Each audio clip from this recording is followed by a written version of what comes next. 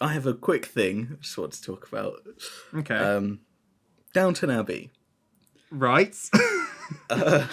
So, my dad's been watching Downton Abbey, and I've, caught a couple of bits. And I think I've seen the first 4 series, maybe. Wow. Okay. When it came out originally. Because I think, I can't remember what series it is, but I think it's series 2, maybe, was set during World War One. And had like some really good like World War One set pieces in it.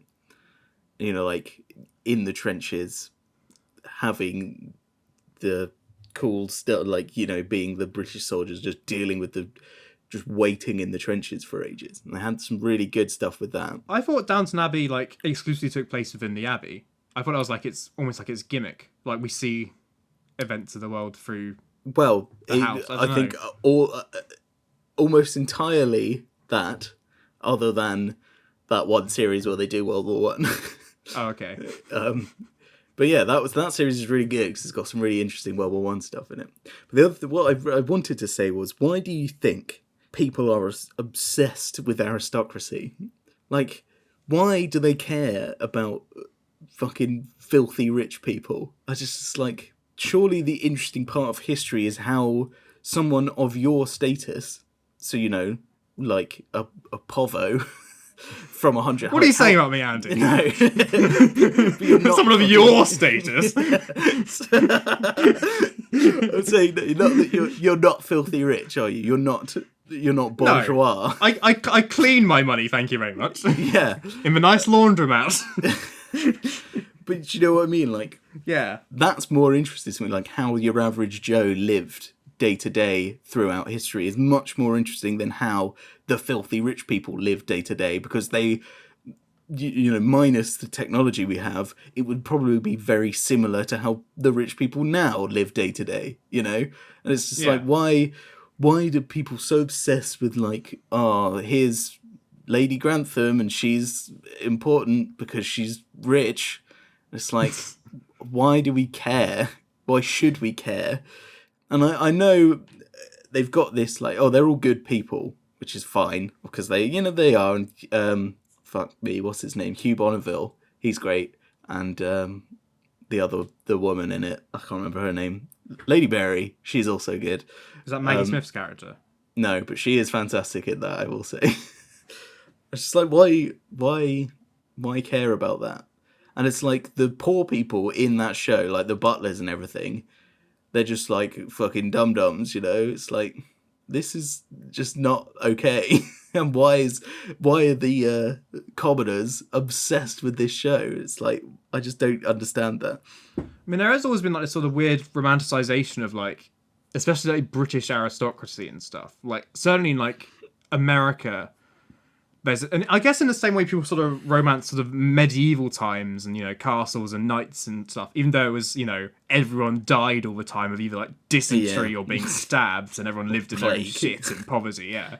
But like, it's a sort of romantic image of like historical fantasy. So I guess that's in a similar vein, people like the idea of like, the old British monarchy and aristocracy, and it's also quaint and simpler times, in quite air quotes that you can't see. But like, and also like, I mean, there's the escapist element of wishing you were that rich that you could be that carefree, that you'd be catered on hand and foot every day, and you live in this massive mansion doing fuck all with your life. But why is that?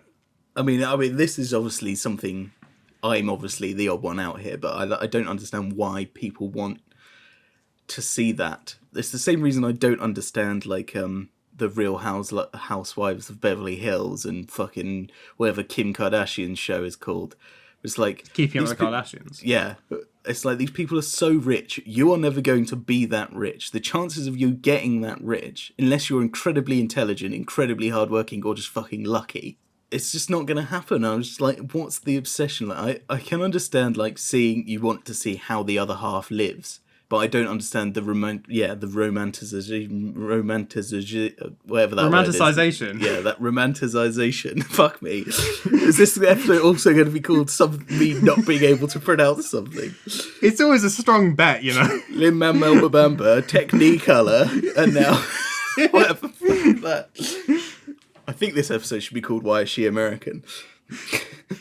I think there, I think Sorry. there is a I think you sort of hit on the point there though. Like because they can never be that rich, that's why they're so fascinated with it. Because like it's to fantasize about something they know they'll never have, and so that's their way to project onto it. And I'm not saying I agree with it. I watched the first episode of Downton Abbey at uni and I fell asleep. And for once, it wasn't because the cinema I was on, it was because it was so bloody boring. Because it is just old rich people being fastidious around the dinner table while the servants cater to them and then get told off for not bringing their slippers at 5 p.m. exactly or whatever. I don't know. But I think there's definitely that sort of, and you can almost make the argument like, why would people like science fiction if you know you're never going to be around to see that kind of future? But, it's the escapism. It's sort of in this world where you could be something else. I think people Yeah, I suppose. like that. But, I can fantasize about being a Jedi, and that's fine. But I don't fantasize about... Yeah.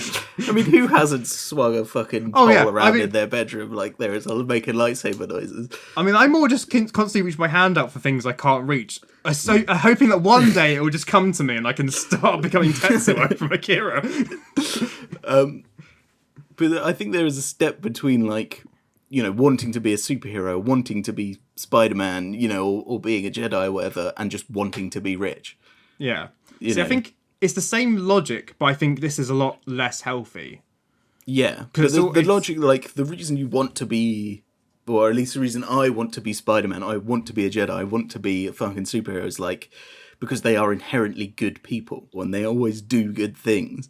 And they aren't morally bankrupt. They're always on the right track. They have this moral compass. And I think that's a very good thing you want to be, to aspire to be. Whereas, what's good about the people from Downton Abbey? What's good about the people from Downton Abbey? It's just they have money and have no cares in the world, which is a fantasy, but like... Yeah. So, I don't know if this is getting too deep, but like, I think there's an element of like, because the way capitalism works is this idea of like, the rich stay richer. Yeah. But then the poor are motivated to fuel the economy by this promise that one day you could be that rich if you just really worked hard. Even though there's no way, but below a certain line of poverty, there's just literally no way you can ever get that rich. Yeah. And I think that's probably why like the rags to riches story is so popular, isn't it? Like, yeah. Oh, this could be you. And like the American dream and all that. Yeah, so I think this romanticization of the ultra rich is just sort of like an element of capitalism.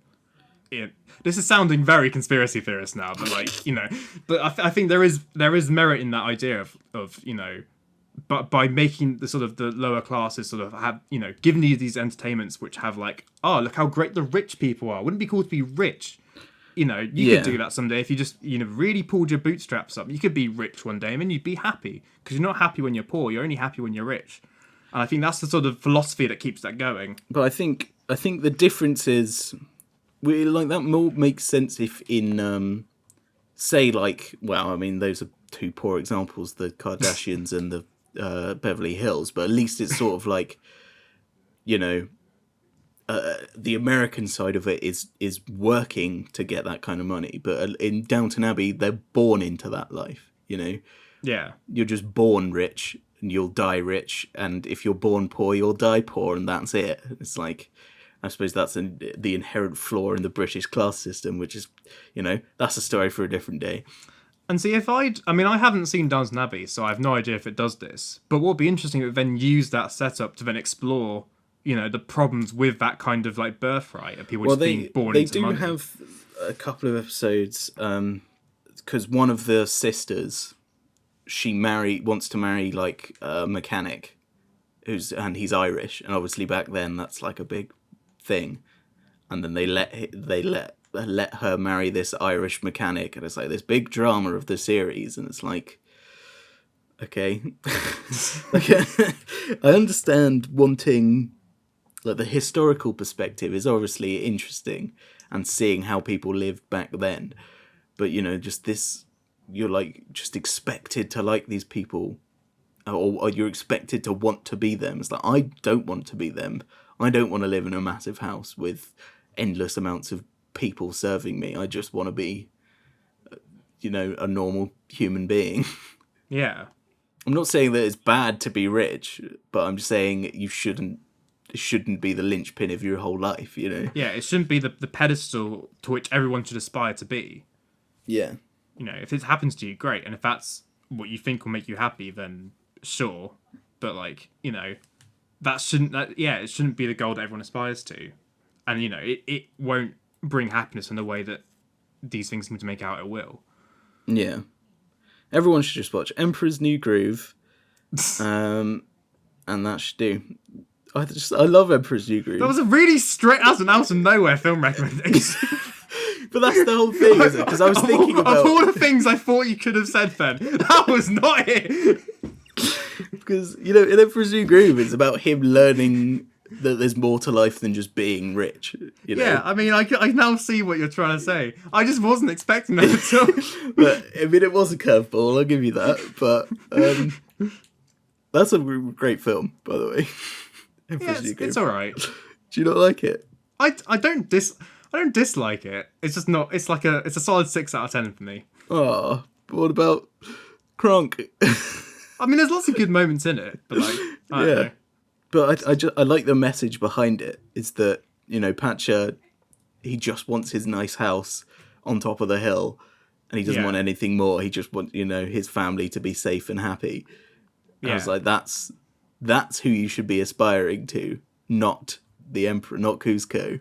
Exactly. If your house is not on a hill, you're not living your life right. Exactly. Get a house on a hill or get fucked. And now the new NBC series of Houses on a Hill, of all the rich celebrities in their houses, specifically on hills. Nothing in a valley. Get out of here with that valley shit. No, you've got to have a house on the hill or you're not doing it properly. Have you seen The Haunting of Hill House yet? No, because you told me not to watch it. Yeah, it's fucking wank, that's why. I mean, I will watch it one day once I got through the other literal hundreds of shows on my watch list, but...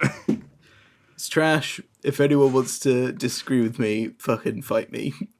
Lots of people disagree with me about Hamilton. I'm fucking ready. And if you want to disagree with Andy about Hamilton or Haunting of Hill House or anything we've discussed, you can email us at cinerambles@gmail.com. Hey, there it is.